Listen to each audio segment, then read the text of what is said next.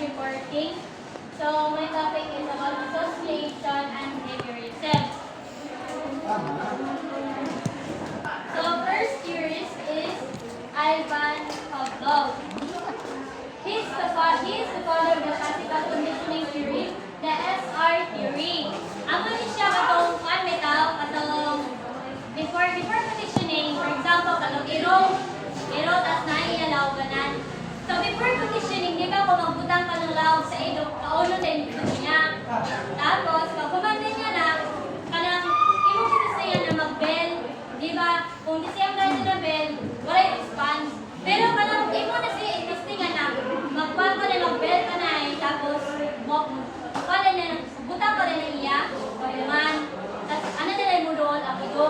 Tapos, so, kung imo yung permitiyon na niya on, maana lang ilo, na kung bukod na makaluhog siya katong bell, it means na bumaw na siya. Amo yan niya sa Ivan Pavlov. Yeah, and here's the behaviorism. Next is the Edward Thorndike.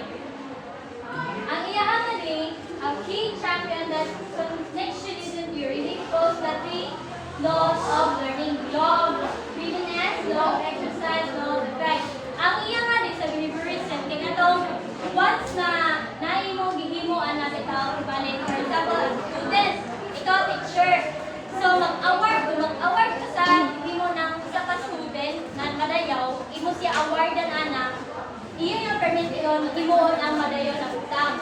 Pero kung kanang imo siya hatagan ng punishment, kung may iya mahimo na matarog during class, iba na magtiyag-tiyag. Ikaw, samtang na-discuss ka, tapos iba na kuhaan ka ng student na wala na dinaw. Di ba sa una, kung masakpan na ito, di ba sa una, kung masakpan kita, nagtiyag-tiyag kita sa likuran, di ba, kwaton na kita sa una. Isa yun na punishment na para sa mga sila, hindi na i-pusbo nila. Ngayon, sa kang Edward Thorndike. Tapos, ini si Robert Gagné. He proposed the hierarchical learning theory. Learning follows a hierarchy. Amoy na katong buwan, katong gain attention, inform learners of objectives, stimulate recall of prior learning, present stimulus, provide learning guidance, elicit performance, provide feedback, assess performance, and enhance retention and transfer. Amoy na itong iya na i-propose na hierarchy. And the next is the cognitive information processing theory. Number 1 today, kay si Uncle John Jay. Yes, Uncle John Jay. Lolo. Here's the cognitive information stages from birth to maturity. Amoy din katong naas sa tuwang, sa dahil ito na edok? Edok 1, katong na sensory. Ang sa edad na 0 to 2, ano mo develop ang ilang sensor, mga senses, sila sensory motor stage. And then sa 2 to 7 years old, ano na mo, suot ang pre-operational stage. And then sa 7 to 11 na age, kay ano ang concrete operation stage. Tapos ang 11 onwards, kaya mo yun ang formal operation stage.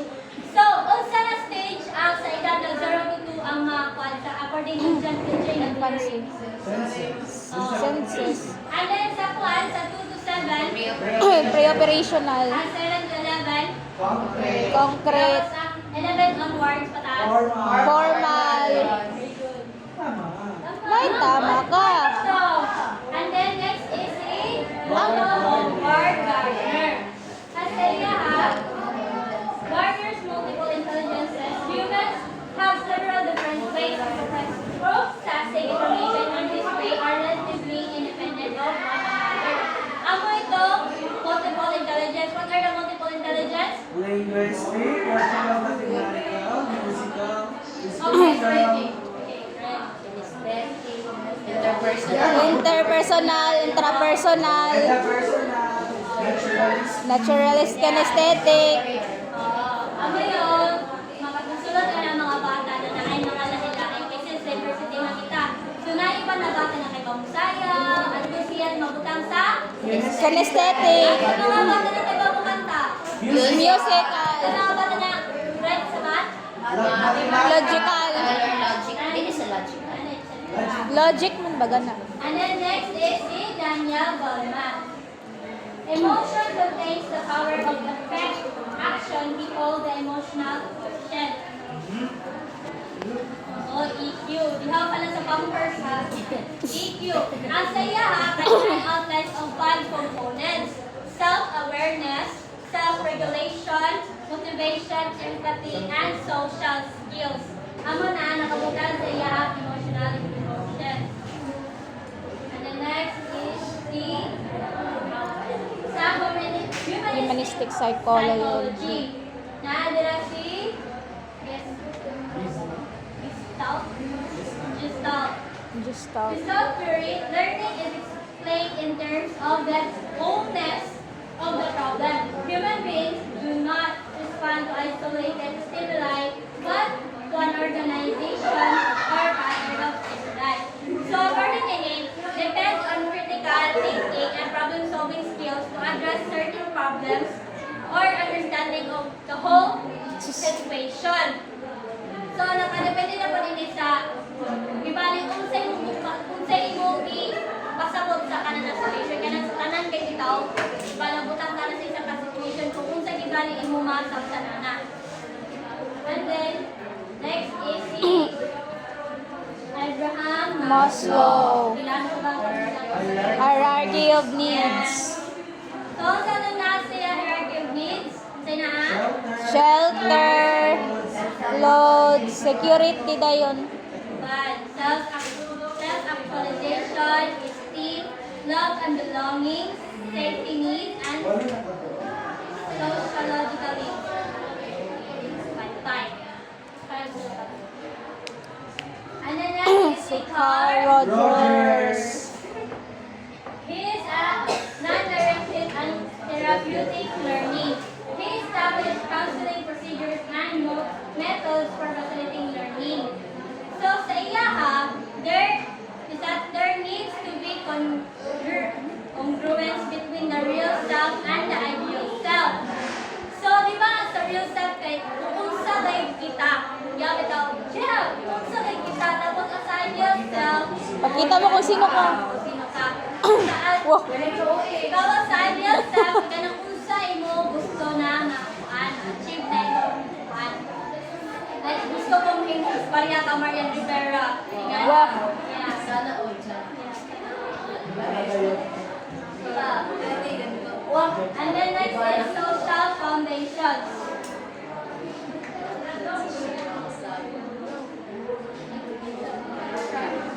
The society and the school. Ang society as a source of change. Tapos ang school as agent of change. So, di ba ang sa society, di ba, ano sa kayo magkuhan na unsay bang pagpugay, ano sa kayo magsugod sa society. Di ba, ni ang school, mag-base na gibali sila kung unsa ang kuhan kayo sa society.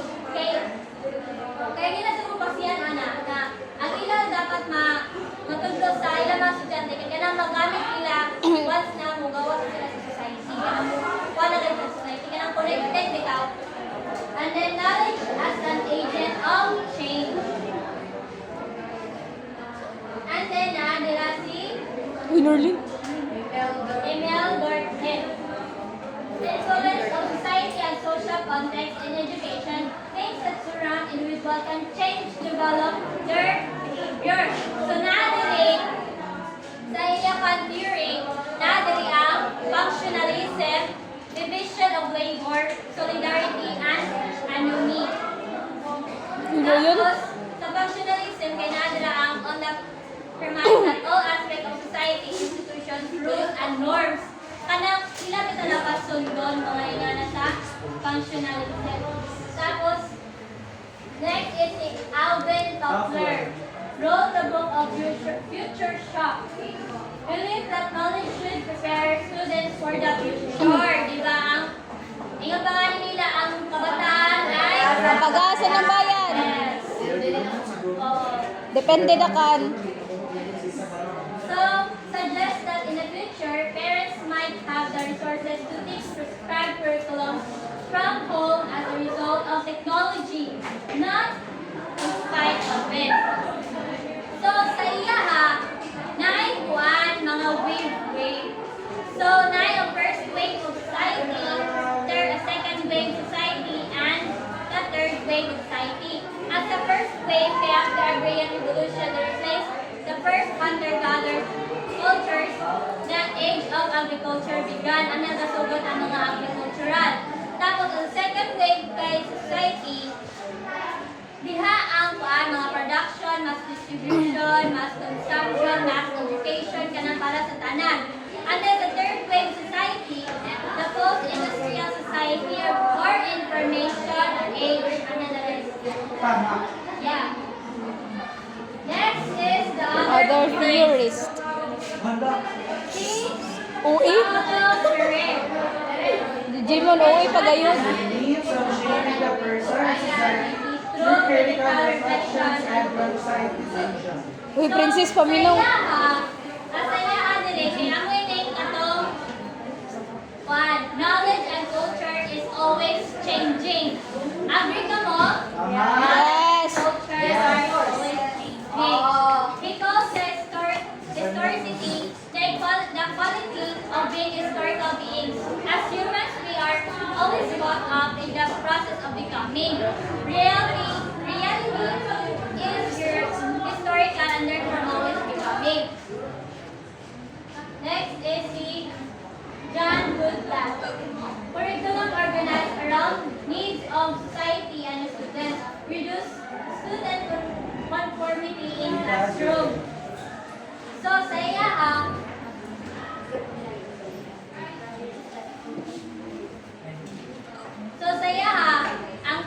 education as a fundamental right in democratic societies, essential to developing individual and collective democratic intelligence.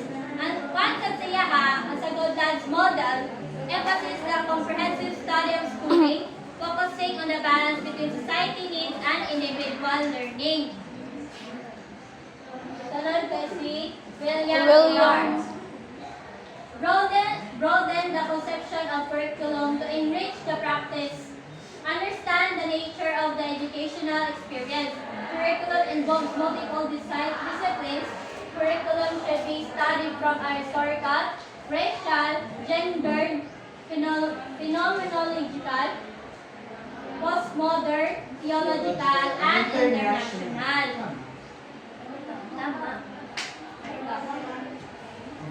So sa kaya ang real education cannot exist in a standardized setting, as this is pointless for creating a vibrant and forward-thinking society. Ano yan sa iya?